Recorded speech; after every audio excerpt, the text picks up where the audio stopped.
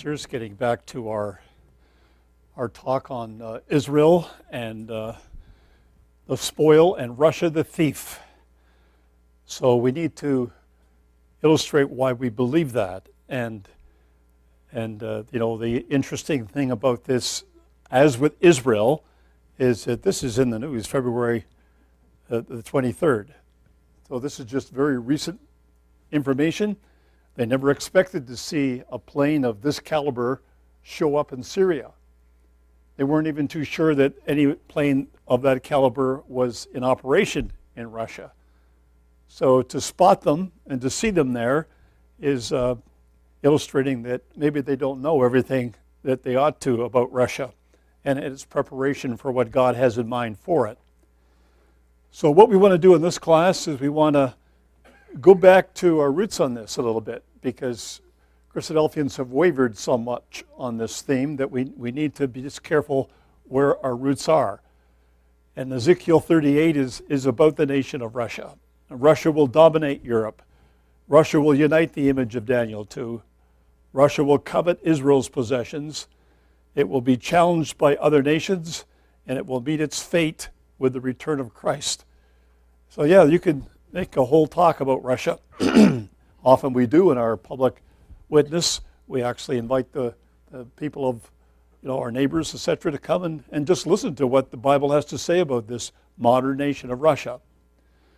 So this is a little bit interesting as well, because it just illustrates what people of the world think. I don't know that this person who wrote this for CNBC News was really a religious person or not, but it's February the 23rd, the same day that these new weapons appeared. And she said, if Russia feels threatened, its reaction could be unpredictable, swift, and massive. The world is less stable and predictable than during the Cold War, EIU experts warn. Moscow's increasing assertiveness and provocative military actions in recent years have alarmed its neighbors in Europe and the wider West. Russia is accused of interfering in the run-ups to the 2016 U.S. election. Last week, 13 Russian individuals and 7 business entities were charged, although Moscow has denied involvement. We know how that story just won't leave. It keeps on sort of festering in the background. Maybe one day we'll find exactly what Russia did. And it will be interesting then to see the truth after so many months of information about it. But our roots don't lie in what the news says. Now, this is a very important point, because to take in the news today, you really got to give some time and attention to it. Like, if you're interested in what Russia's doing, if you're interested in what's happening in Israel, then you sort of develop this spirit, like, I'd like to know anything and everything I can. Well, I tell you, just keep track of the time it takes to do that. And you'll find it's taking quality time, it's taking time we really don't have, but it's all in the purpose of trying to figure out what's going on in the world. I think we'd be better off, brothers and sisters, just to rely on what the Bible has to say about it and let those things take care of themselves. We have more important things to think about and to sort out than to be a spectator of what's happening at this level. But when we read what the scriptures say, there's no doubt about the sons of Japheth, and it mentions Gomer, Magog, Tubal, and Meshech. It mentions Togarmah, it mentions Tarshish, and all of these nations, or these descendants of Japheth, which are mentioned again in Ezekiel. Well, this is thousands of years later from the time of when those nations came out of the ark and were established in the area. So we just have to admire the wisdom of God of being able to track something because of what is recorded, which, we might think, well, why would anyone need to know that? Like, we need to know he had 3 sons. We need to know that, the world was populated by those 3 sons. But do we actually need to know the names of them? Well, that becomes the strength of our witness to know the names. So we see those names on maps not written by Christadelphians. These are just maps with people trying to figure out where they went. And as far as history is concerned, you start to see them. You know, there's Gog, and there's Magog, and here's Tubal, here's Togarmah. You start to see these nations which are mentioned in Genesis 10 showing up on maps. And the important thing is, so this is not written by Christadelphians. Like, this is what other people looking at the same information have had to say about it. In this case, Rand McNally. Well, when we come much later in history to read what the prophet Ezekiel had to say, always saying this to start with, the word of Yahweh came to me, saying, Son of man, set thy face against Gog, the land of Magog, the chief prince of Meshech and Tubal, and prophesy against him. Now that's what we had to work with. I remember, sort of many years ago working with these things to give, a public lecture for the ecclesia, and think, well, where would I go for good, sound information that I can get, that I can be reasonably sure myself of these things? So you had to do some work on this. Like, it doesn't say Russia. So how do you make Russia out of what you see? Well, if you go to other versions, and the RV's been around for quite some time, it says, Son of man, set thy face toward Gog, of the land of Magog, the prince of Rosh, Meshech and Tubal, and prophesy against him. Now, most of us, certainly the people that I knew of, learned that from earlier Christadelphian writers that were able to point that out. That this word, which is prince, the word chief, is translated Rosh in the RV and picked up that way in many more recent translations. So, yeah, it appears to be there, and we have to always remember that what we're reading in the English is not the original language, and many of the controversies that we have based on words, you need to get under another layer down below to find out what the Greek and the Hebrew had to say. And if we're not Greek and Hebrew scholars, well, there's books around, there's lexicons. We're not left alone in this. So looking at the Amplified Bible, a commentary was right in the book, it says this: Gog is a symbolic name standing for the leader of the world powers antagonistic to God. Meshech and Tubal are understood to have been the same as the Mashi and Tabarani of the Greeks, tribes that inhabited regions in the Caucasus. Rosh, which some would identify with Russia, must have designated a land and people somewhere in the same quarter. Therefore, the Gog of Ezekiel must be viewed in some sense the head of the high regions of the northwest of Asia. And that's from Fairbairn's Imperial Standard Bible Encyclopedia. So people were investigating it, and those who saw this had written this. And long before Christadelphians had seen this was being seen by other people.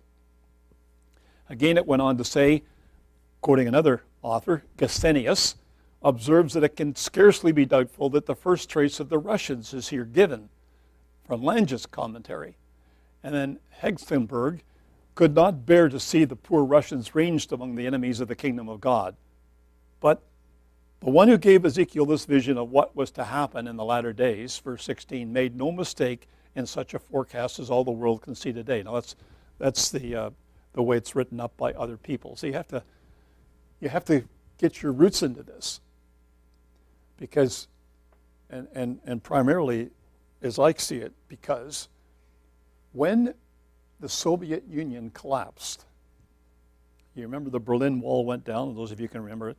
The Berlin Wall went down, the Soviet Union collapsed, the Warsaw Pact collapsed, and for a while their Bible students were just wondering, whatever is happening? Like, have we been off track on this? Because we always believed the Soviet Union were, with all these weapons that they were testing in the 50s, this was what we were going to see Europe come together under the threat or under the force of that. So it was always important to get these things in your mind so that you yourself were convinced of this. You're going to get on a platform and tell other people. And when the Soviet Union collapsed, some brethren gave up on Russia. So we've been wrong. It's not Russia. It must be the Arab countries. And books were written in Christadelphia about how it was the Arabs that were really what this was talking about. It wasn't Russia at all. Well, a lot of those people haven't seen the information that we see today, so we'll go on. So this is Elpis Israel, 1848. And even Elpis Israel, in John Thomas's writings, he doesn't claim that he is the source of this. He claims other people. So he says, what nations are signified by these three proper names? This question has long since been determined by the learned. The celebrated Bocard about the year 1640 observed in his elaborate researches into sacred geography that Rus, the most ancient form under which history makes mention of the name Russia, and he contended that Rus and Mosk properly denote the nations of Russia and Muscovy. It is credible, says he, that the Rus and Meshech, that is, the Rossi and Moshi of whom Ezekiel speaks, descended the Russians and the Muscovites, nations of the greatest celebrity in European Scythia. So these are writers going back, 300 years, going on almost 400 years now. Again, we have indeed ample and positive testimony that the Russian nation was called Rus by the Greeks in the earliest period in which we find it mentioned. The Rus are a Scythian nation bordering on the northern Taurus, and their own historians say it is related that the Russians, whom the Greeks call Ros and sometimes Rosos, derived their name from Ros, a valiant man who delivered his nation from the yoke of their Tartars. Now we can't be sure that that's true or not true, but it is interesting to see how that many people wrestled with the same scripture passage, and a lot of people thought it was Russia, and including John Thomas. In Ezekiel 38, verses 1 and 2, it says, "Set thy face against Gog, the land of Magog, the chief prince of Meshech and Tubal, and prophesy against him." Now, there's been some really significant things happen in Russia. Like a lot of the things that you see in Israel, like these churches and that you see there, were built prior to 1917. You wouldn't expect the Soviet Union to build churches in Israel. They were breaking down churches in the Soviet Union. They were changing them into museums or whatever they could, but they weren't in favor of churches at all. And for those of us who at that time were just sort of getting our wind in prophecy, we were seeing this nation, which was appeared to be a very violent nation, with the determination to crush all the West as best they could, as soon as they could, developing these huge weapons. And that was in the 50s. But if we just follow it through here, 1917 for the Russians was a major event. That the Bolshevik Revolution, when the old form of government was thrown off, and the new form of government, the godless form of government of the Soviet Union, came into place. Some of you may remember 1957. Americans should, because the Americans were the ones that were absolutely so amazed at what happened in 1957. Imagine a little satellite going over your country, which is Russian. We don't mind that anymore. I mean, there's hundreds of them up there, and they're all countries of the world. But when the first one went up, it was Russian, not American, and it flew right over America, and they were obsessed to build up and to pass Russia in the studies and in the advances of science. So in 1969, the Americans landed on the moon, and they certainly got their act together at that time. Well, in 1989, which is when the Berlin Wall went down, and the Soviet Union, the demise of the Soviet Union was shortly afterwards. That was the mark of that year. In the year 2000 is when Putin first came to the forefront of the Soviet, or now of the Russian Federation. He's been around a long time, and he's looking for another 6 years, which he hopes he will win later on this month in an election in Russia. So this man, Putin, is really quite a significant feature of what's happening in Russia. 2014, Crimea, and how the Russians moved into Crimea and took it off the Ukraine. In 2015, Russia established a base in Syria. In 2017, they're on the borders of Israel. Now, the significant thing about that to us, brothers and sisters, is there have been generations of people who didn't even know that it was Russia. And when people found out it was Russia, well, Russia wasn't doing anything in the Middle East. But for us, we've seen them come from Russia right down onto the borders of Israel in just the last couple of years. If that doesn't make the hair on your spine stand up a little bit, boy, I don't know what it would take to do it. I mean, that's just how close we are to all these events happening before our eyes. There's the man. That's the way he likes to be introduced. You can sure see that what God says about the carnal mind, it's active whenever there is power of that level. I want to show you this. I think this is really quite something. The Bible has said, and this is the chapter we read, I will turn you about and drive you forward and bring you up from the uttermost parts of the north and lead you against the mountains of Israel. Now that's a real important sign to identify Russia. There is no other country in the world that has set its flag on the North Pole. Russia has. Well, the North Pole's underwater, so they sent a sub down, and they placed it on the ground where they feel the North Pole was. That's the picture of it being established there. So Russia declares they own the uttermost parts of the north. That's what the prophecy said. But look at where else this goes to. From the uttermost parts of the north. And I want you to look at this chart. If you want to copy it down, you can, but I could give it to you on a slideshow here. If you look at these cities, and you look at longitude and latitude, now you've got to follow longitude to see the uttermost parts of the north. Latitude just illustrates another issue of it. So I've showed St. Petersburg, Moscow, Sevastopol in Crimea, Ankara in Turkey, Latakia in Syria, Beirut, Lebanon, Tel Aviv, Israel, and Jerusalem, Israel. If you drew a line from Jerusalem, went straight north, you'd come to the North Pole. Well, Russia claims to own the North Pole. But that line comes right between St. Petersburg and Moscow, very, very important cities in the history of Russia. And then it just so happens that they went into this place recently and took this place off of the Ukraine, Crimea, which is almost right on that line that goes down to Jerusalem. They've been working in Ankara. They've tried to turn the Turks away from NATO to win them over, and they're doing it with oil and with the kind of treaties they make with nations today. They're now in Latakia in Syria, which is another nation right on that line. Beirut looks like it's next. They're trying to get into Beirut, Lebanon, then Tel Aviv, then Jerusalem. Now just look at the latitude. You know, we've got North Pole, that's right at the top. Then 60 degrees north, 55, 45, 40, 35, 33, 32, 31. You can see that the movement in these last little issues from the latitude is very close at hand. Now, that means nothing to people who aren't Bible students.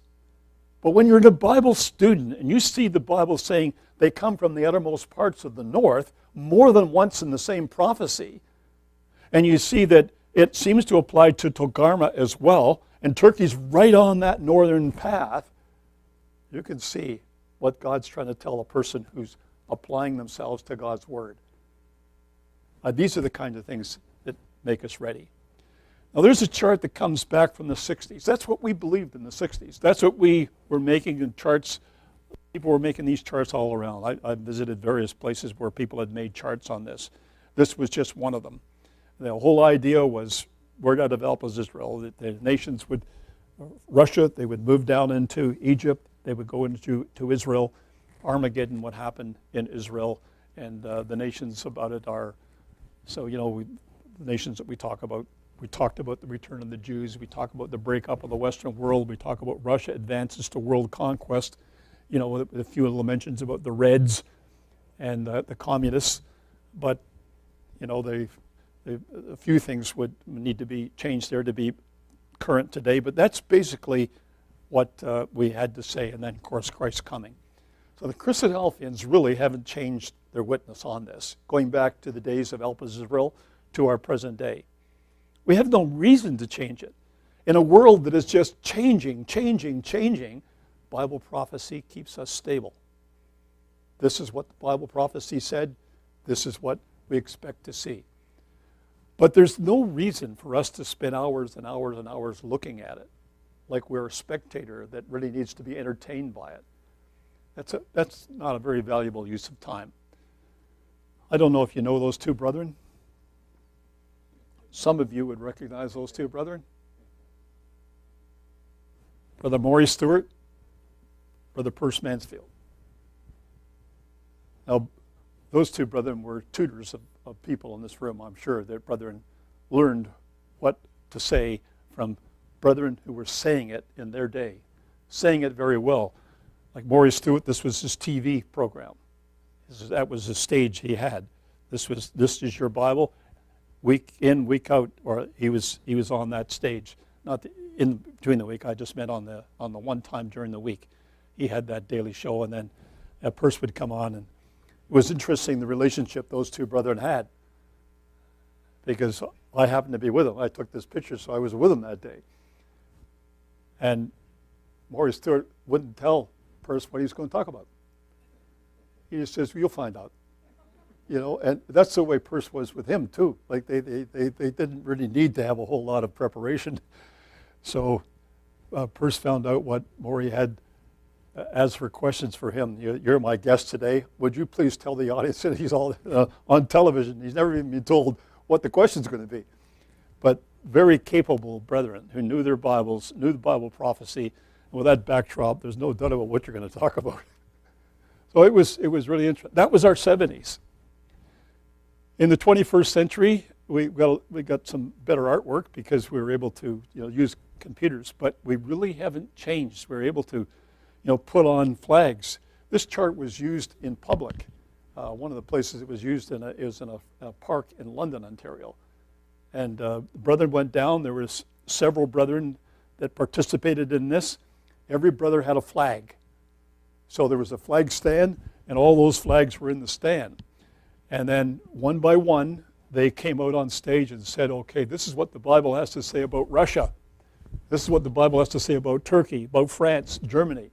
And those flags are only there because we had something to say about it. And I think people just stood around to see what their nation was going to do based on what we thought from the Bible. It's an interesting idea, but it came from the Yad Vashem in Jerusalem. If you went to the Yad Vashem, the way they have tried to deal with history is you walk into the place and they have nations. So you have Germany, you have Poland, you have Czechoslovakia, you have this nation, that nation. And so people who come in there, I'm Polish. I want to go to see what happened in Poland. You go in there and you see the Holocaust of what it meant, what happened in Poland. I thought that was an interesting thing because people naturally went where their flag was displayed. And so we found, too, that people were quite interested by waiting for their flag to show up and what were people going to say about Britain? What were they going to say about Australia or Canada? Now, there isn't much you can say in some cases, but you could link it by saying this is where we believe it comes from, and this chart was there on stage so they could come and see it. Just an interesting way of how to get the message out. Our message hasn't changed. Now, it is interesting how the Bible speaks of Russia allied in some way with Western Europe. We really struggled over this for the years in the 50s. When they were testing these huge, I don't know if they ever tested a 100 megaton bomb. That would be amazingly big. But they were so big that the idea was that they now could destroy life on Earth. They had enough weapons, they could destroy all life. How anybody would ever want to have that many weapons, you don't know, and why they would ever do it. So we always thought that Europe would either be conquered or it would be intimidated into joining Russia. And we didn't really have much else to work on. And I want to show you how that has developed since. So this man Emmanuel Macron of France. He is a young man now has come to the stage and has put a new face on France for the world community. And the Bible says in Ezekiel 38, verse 6, that Gomer and all his plans, his bands in the house of Togarmah of the north quarters and all his bands and many people with it. Well, if you looked at this old map, it says the descendants of Gomer occupied probably Germany, France, the British Isles, and everything. So people didn't really know. They knew that these sons of Japheth went up into the area, but they really couldn't tell precisely where they went. So the boundaries of Germany and of France, of Czechoslovakia, etc., Poland, really don't relate to the prophecy that exactly. But you could say that generally they were there, and how those tribes mixed in later years, we don't really know. So we read and see what these people are having to say. We just believe that Europe will be united with Russia. And I thought one of the interesting things is we just had a chance to go through France on one of the trips with Paul Billington. And remembering that in the sixth vials, or the sixth vial in Revelation 16, it says, I saw 3 unclean spirits like frogs come out of the mouth of the dragon, out of the mouth of the beast, out of the mouth of the false prophet. They are the spirits of devils working miracles which go forth unto the kings of the earth and of the whole world to gather them to the battle of that great day of God Almighty. Now, if you've read that in Help Us Israel, you really have to sort of believe it or go and visit and believe from the point of view of I've seen it myself. Because he claimed there was tapestry in this cathedral in Europe where you could see that the frog symbol was rightly identified with France. Well, we did have the opportunity to go there and try to see the birth of liberty, equality, fraternity. There's the cathedral, Reims, France. The claim was that this was one of the first Christian kings in Europe, in France. And that when he went out to battle with a shield with frogs on it. And that's how you can identify in Revelation 16 that the frogs really are the French. Well, you can see the little people down here. This is some magnificent structure to be that old, of how they ever managed to build something like that. And inside is just unique. It must have taken millions of dollars. I don't know what they would have been in those days, but in our days, certainly hundreds of millions of dollars to build something like that today. Well, we came and we just happened to land on the 1500th anniversary of this king of France. Now, I don't know any French, so I thought his name was Leroy Clovis. But if those of you who know a bit of French would know that that's referring to the king Clovis. Look what he's wearing. And this was their banner right on the front door of this cathedral, because it's in there. So we had a great time going down into the bottom part, underground in the cathedral, and seeing all these charts. They're all woven rugs, all beautiful tapestry, and preserved very well for the age they are. Yeah, you could see that picture on the tapestry. So I don't know if John Thomas ever actually did see it himself, but the information that he gave is proper. God says in Ezekiel 38 to the prophet Ezekiel that I will turn thee back, put hooks into thy jaws, and I will bring thee forth. And then he goes on to talk about the nations that will be with them, Persia, Ethiopia, and Libya. Now, if you go to the ESV, and just, it's a good idea today, not that, you can go to any one of these versions and say, well, they're the accurate version. I know what we all tend to do. We want it to say something. We find the version that says it, and we use that version.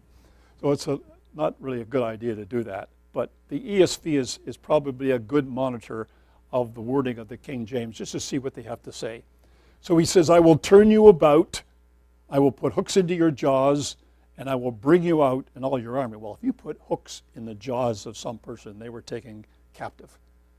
Okay, they were being led. If you had a hook in your jaw, you would do, or whatever that rope went, you would go, or otherwise it would be very, very painful. And so God says, that's what I'm going to do with Gog. So we say, well, when did he do this? Has he done it yet? Well, you might just think of how Putin thinks about what happened to the former Soviet Union. That's a thorn in his side.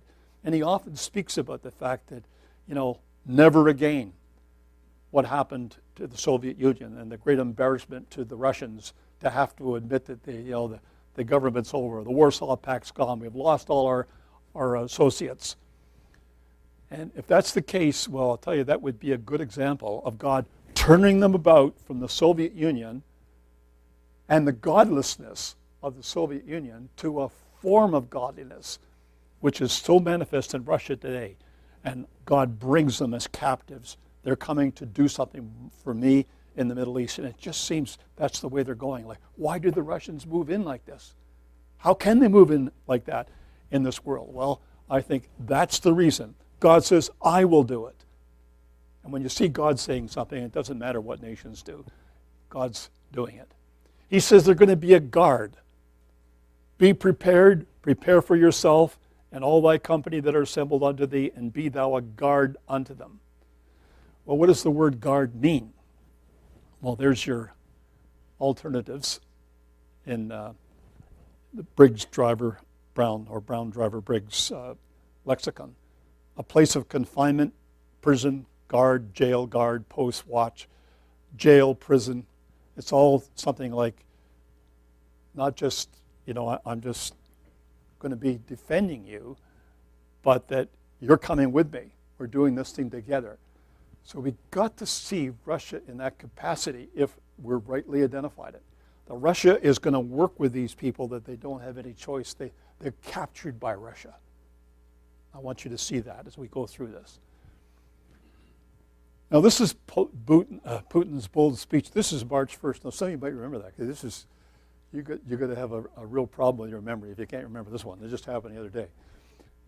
So he said, of other things, he said, we will interpret any use of nuclear weapons, because the Americans are saying they're going to work on small tactical nuclear weapons to avoid a nuclear war where people send weapons across so big, whole cities are gone with one bang.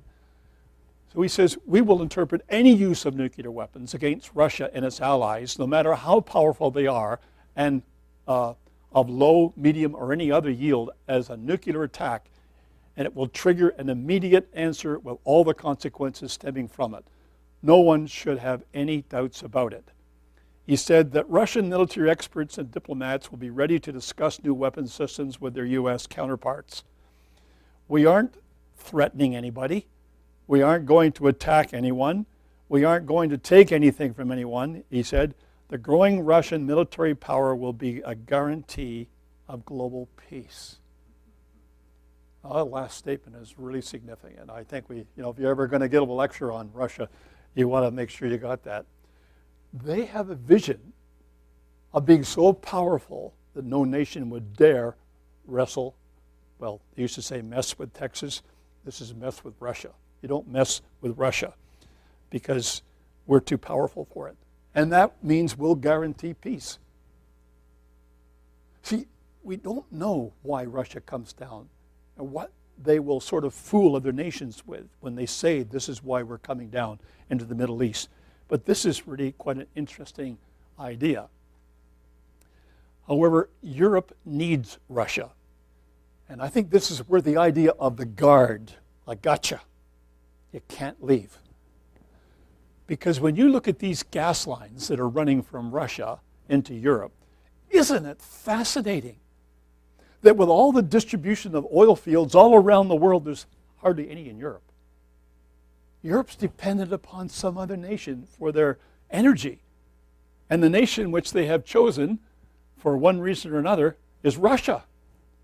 So they're building this North Stream, and it's still under construction, but it's going right to Germany. And Germany seems to be acknowledging, yeah, we're going to be dependent on Russia. We got so much of our energy coming from Russia, we'll be dependent upon it. And you can see how they're building in other lines, or have built other lines into Europe, because that's where not only they can sell their product, but they can gain control. How can they gain control? Well, look at this. The European gas market. Now, in terms of the world market, you got North America, Central America, you got Europe, former Soviet Union, Middle East, Africa, Asia. That's what they need. Well, that's a pretty big chunk of what they need. And they're close enough that they don't have to ship it by liquefying natural gas, putting it into a ship and taking it somewhere in the world, which the Americans have to do if they want to sell liquid petroleum into Europe. So if they can build gas lines to them, it seems like everybody is happier. But just remember that much, that this is trillion cubic feet. So we're talking a pretty big amount of gas that has to go to run the energy of Europe. But this also is come up, and with this World Energy Report, Sources Statistical Review of World Energy, 2017. Instances of Russian energy coercion in Europe and the former Soviet zone. The Kremlin's use of energy coercion began even before the USSR actually dissolved in December 1991. For instance, it interrupted oil supplies to the Baltic states in 1990 in an effort to crush the region's budding independence movements, although to no avail. Russian energy companies, presumably with the Kremlin's blessing, have all gone to make up multiple attempts over the past 25 years to use energy supplies to gain leverage over Russia's neighbors and advance Moscow's strategic priorities. Do you think Europe's not aware of this? Do you think they don't know they're becoming more and more dependent on Russia by building these pipelines? The author has identified at least 15 discrete instances where Russian entities use price and physical volume manipulation of crude oil or natural gas supplies, often amidst political tensions, to pressure consumers located in Central and Eastern Europe and the former Soviet countries. Like they document this, and the pipeline still gets built, and they still get dependent upon Russia. Those kind of things you really wonder at. I think that's a measure of God leading this nation to do what it has to do. And these things have to be built. Those kinds of relationships between nations have to be established for Russia to have the control over Europe, for God's will to be done. Is Russia and Persia together? Well, it is, as Jesus said, you know them by their fruits. You look at what's happening, and you can tell whether there is any working between those two nations together.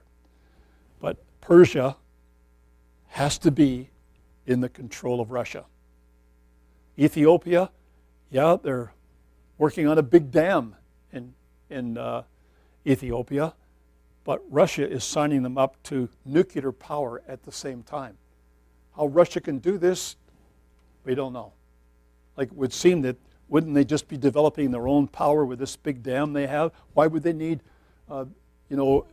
nuclear power at the same time? Well, they did that this year. Ethiopia is with them. And then European unity turns to Russia to go to see if they can control the people that are coming out as refugees out of Libya into Europe, because they don't know how to do it. They got so many of these refugees, they want to stop it. So they've asked Putin to do it. And so Libya has to be one of the nations. Persia, Ethiopia, and Libya. Before our eyes in just the last couple of years, brothers and sisters. I mean, the acceleration of the pace of Bible prophecy seems to be getting to a real strategic level. Russia the thief, to take a spoil, to take a prey, to turn thine hand upon the desolate places that are now inhabited. Well, we go back to these oil rigs. Now, this is an interesting thing, because if Russia thinks they can corral Europe, America seems to be trying to provide a means to offset that, so they're not so reliant on Russia. They can be reliant on liquid petroleum gas shipped to there from America. But what's happening in the Eastern Mediterranean is a game changer, because This is what happened in Tamar, the field off the coast of Israel. This is Leviathan. This is under the Golan Heights and in Jerusalem. I'll show you a little bit more on that in a minute. And now they're digging for another one in the plain of Jezreel. And they have found oil, but as I say, they haven't announced how much. So looking at, again, this comes from Don Pierce's snippets files. Israel is set to shake up the energy landscape in the Middle East like no one has ever seen before. Last week, this is June 30th, back in 2012, it says they discovered an offshore gas field with an estimated 1.4 billion barrels of oil, 6.7 trillion cubic feet of natural gas. According to the company's chairman, Ronnie Holman, the quantity of gas discovered makes it the third largest offshore discovery to date. But that was just to date, 2012. Then it follows last June's announcement of uncovering 16 trillion cubic feet of natural gas and 800 million barrels of oil in Israel's Tamar and Leviathan offshore fields. Yet for Israel, these discoveries are only the beginning, and investors should pay close attention. That's because, now listen to this, Israel's largest oil and gas opportunities aren't offshore.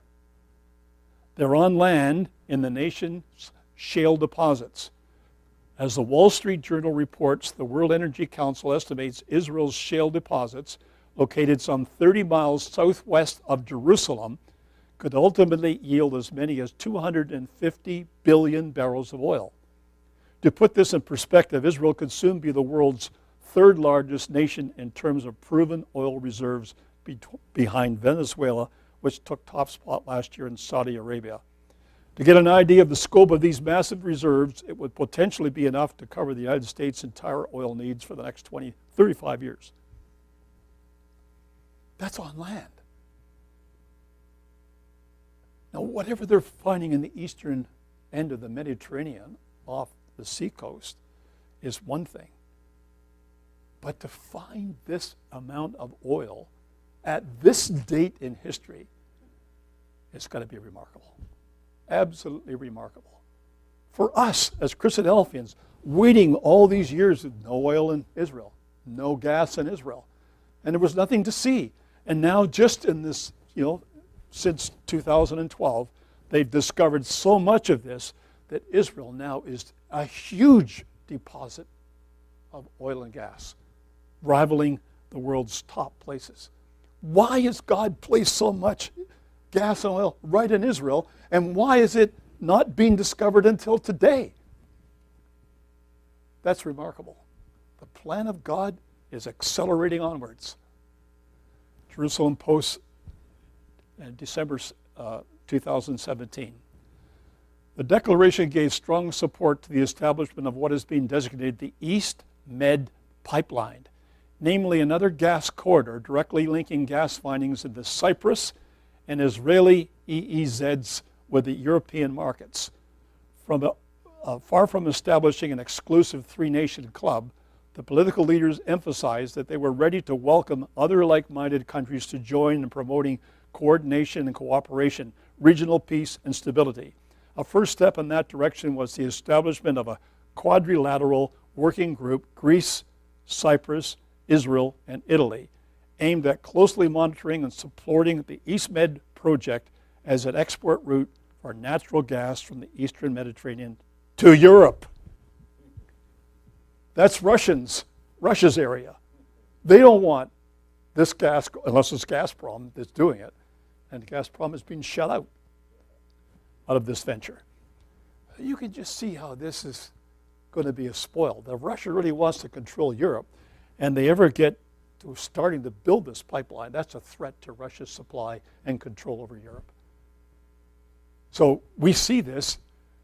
I really thank Brother Don Pierce's work on this. That's a labor of love. It must take him hours and hours and hours to go through the news and to actually locate news things that Christadelphians would be interested in. It's the most valuable use of our time, the search that I can think of, is just reading that file, because he always gives you where it comes from. But it's a labor of love for people who want to know. Now look at this. If you remember the justification that Putin gave for his mercenaries to go into the Ukraine or into Crimea and take over the Crimea, it was because there's so many Russians here. Like we're trying to defend the Russians that are here. Well, look at this. Here is a manhole cover in Tel Aviv. Can you recognize the languages?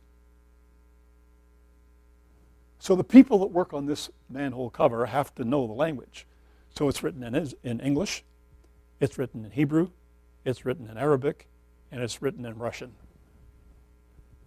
The last Soviet census in 1989 indicated about 1.5 million Jews living in the country, of which about 877,000 had moved to Israel by October 2000.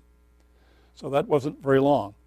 The wave of immigration in this short period of time was the greatest influx of people to Israel since the date of its creation. Immigrants from the former Soviet Union composed 50% to 70% of the newcomers. Do you think that God saw that Israel needed a group of Russian-speaking people to be there to entice Russia to come down, and so that they didn't really know why they came, and they were going to ask at some time in history, have you come to take a spoil? Like, could you see the misinformation, the false information that might lead people to understand why they really came down to take Israel? That would be one of them. The challenge to Russia, of course, the Sixth Fleet. Sheba, Dedan, the merchants of Tarshish. But when they say, "Art, you come to take a spoil, as you've gathered our company to take a prey," it doesn't sound like real opposition, but it's querying something that they'd been given information, and it doesn't seem to be the right information. It's not like what we're finding as the fruit on the tree. So in December 25th, 1991, Soviet Union transformed into the Russian Federation. You might remember this name, Mikhail Gorbachev and Boris Yeltsin. And if any of you didn't remember, this man was just so different than any other Russian leader. To hear him speak and to get the ideas that he had, it was just unbelievable. And I think that however we might understand God turning them around, putting hooks in their jaws and bringing them on, in my mind, that's probably the greatest candidate. What happened in that transfer of power from the Soviet Union to the Russian Federation. I will turn thee back, put hooks into thy jaws, and bring thee forth all thine army, horses and horsemen, all of them clothed with all sorts of armor, a great company with bucklers and shields, all of them handling swords. So we go back to this land, and I want to show you another dimension to this whole thing. Like there's a lot of dimensions to Russia. You might know what of an article that was written in National Geographic some years ago where it talked about the third Rome. Okay, so there was a Rome here in Italy. There was a Rome here in Istanbul. And now there's a Rome in Moscow, which must be up here somewhere. That was the third Rome. Why would they ever call Moscow the third Rome? What was religious about Moscow? We didn't see any religion at all in Moscow in the times of the former Soviet Union. But now, it's changed completely. This is probably one of the biggest reasons for the change, because the Russians saw how this man, the leader of the Roman Catholic Church, was able to sway the Polish people to overthrow, not that they had to do it violently, but to overthrow their government. And he could see how these people, with their bishops and their priests in all these various levels of society, had control of the people. And it was a stabilizing effect. They didn't have to go to war. And I think they learned a lot about that. Well, this place, during the Soviet Union, was a museum. Now it's back to being a cathedral in St. Petersburg. Pretty fancy looking piece. When you look at how it's been all fixed up since Putin's years. Look at this one in Moscow. That was in ruins in the Soviet Union. But now, in the year 2000, it was It was transformed into a place of beauty and attraction. Why would this happen? Why would they do this? Here's another one, Russian Orthodox in Moscow, again. And look at the attraction that would have to people who want to go there to see the religion of these people. And again, we want to just point out that when you look at a picture of Jerusalem, there's the Church of Mary Magdalene, which was built by Tsar Alexander III in 1888. And up the top here is the what's called the where I got it here, the Russian Orthodox Church of the Ascension, built on the Mount of Olives, dominating it, and it was raised in 1870 rather, to a particular height, so that people could see the Jordan without having to go down to the river. Kind of an interesting thing, but I would have never known that if it hadn't been that Dorothy and I, for an anniversary, thought we'd go to Israel, we'd go to Jerusalem, and we'd just have a look around. And I really would advise any of you are adventuring some spirit like that, yeah, it's wonderful to go with Jim Cowie, and because Jim Cowie would give you a wonderful trip through Israel. But I tell you, if you really are interested, you'll probably go to places that Jim wouldn't take you. He wouldn't take you to these churches. I wanted to go to those churches. I wanted to see what they do there. Wanted to see how it is that, like we went to the Basilica in Rome, where the Vatican is, and I wanted to see this thing that people kiss. And yeah, they were. Here's this looked like a copper image of a man, supposedly Peter, and he was I guess he would be about that much. His feet were about that high, and the rest of them went up there, and people were coming along and kissing his toes. Other people were running their hands over his toes. I thought, boy, those two combinations should be a lot of dead people in a short time. But they didn't seem to mind. They're in a place where you don't get a chance to do this. Well, the same thing in the Church of the Holy Sepulchre. You go in there, and there's a stone, and people come in, bow down, and kiss the stone. Why would they kiss that stone? Because they're made believe that that's where Jesus' body was wound up before it was put into the tomb, which is just close by in their reckoning. So people come in and kiss that stone.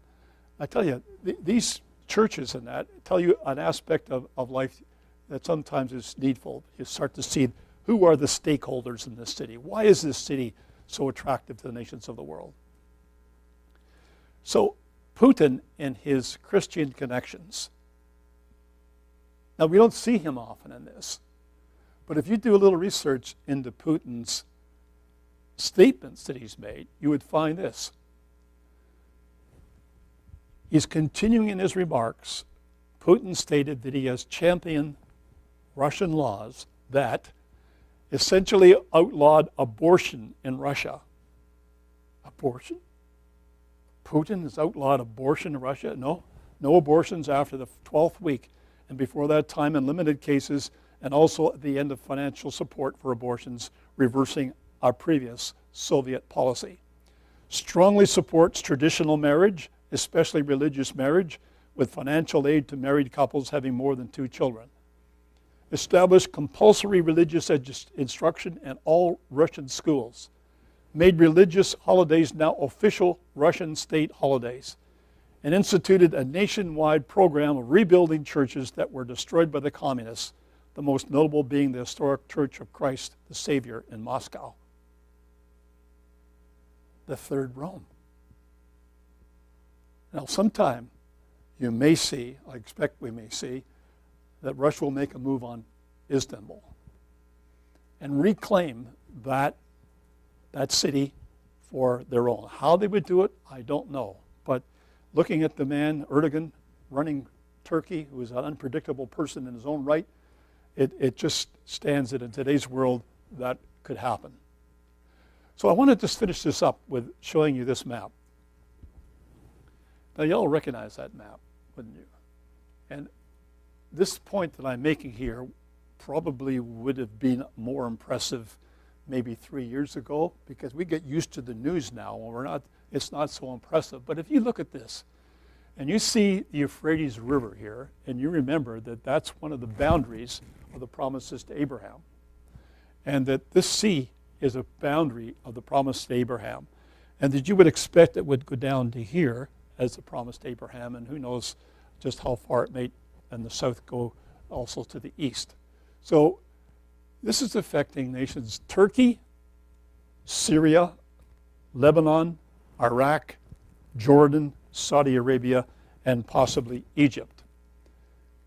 If that is roughly the range of the land, you can see that one of the things you can see is that Russia is already there.